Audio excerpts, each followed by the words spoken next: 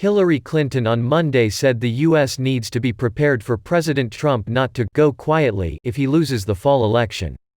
Mrs. Clinton said during an appearance on Comedy Central's The Daily Show with Trevor Noah. "Well, I think it is a fair point to raise as to whether or not, if he loses, he's going to go quietly or not. And we have to be ready for that." Also she said, "If people get to vote and they for whatever reason vote for Donald Trump, okay, we'll accept it. Not happily. But she said she doesn't think that's what will happen.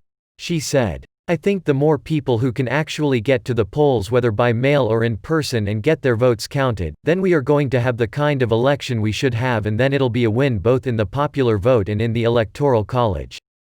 Presumptive Democratic presidential nominee Joseph Biden predicted last month that President Trump was going to try to steal the election, though the former vice president said he thought the president would be escorted from the White House if he tried to hold onto power.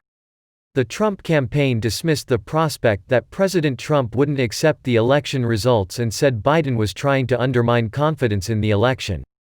At a 2016 presidential debate, Mrs. Clinton said President Trump's refusing to say he'd accept the election outcome was horrifying. Her point ended up being moot after the president defeated Mrs. Clinton in what many have described as the biggest political upset in U.S. history. Senator Josh Hawley of Missouri indicated Monday morning that he is interested in initiating Senate hearings compelling NBA Commissioner Adam Silver to make public the league's financial ties to the Chinese Communist Party.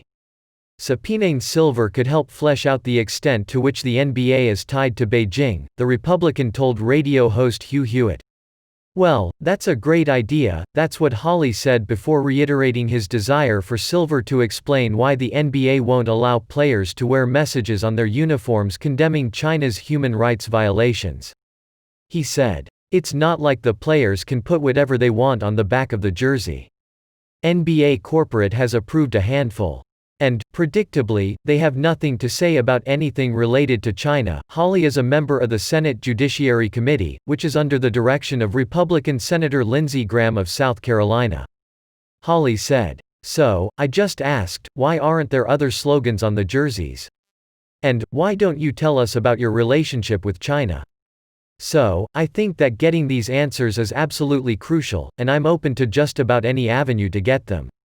The Republican referred to a July 10 letter he sent to Silver after reports that the NBA would allow players to wear social justice messages.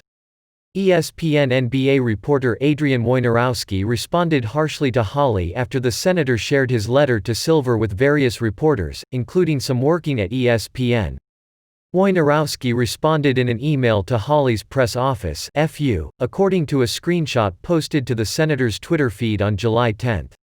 Silver faced criticism in 2019 after several basketball players around the league condemned Houston Rockets GM Daryl Morey for supporting the human rights protesters in Hong Kong. Hawley has been a fierce critic of China and has frequently criticized China-based tech giants for allegedly constituting major risks to U.S. national security.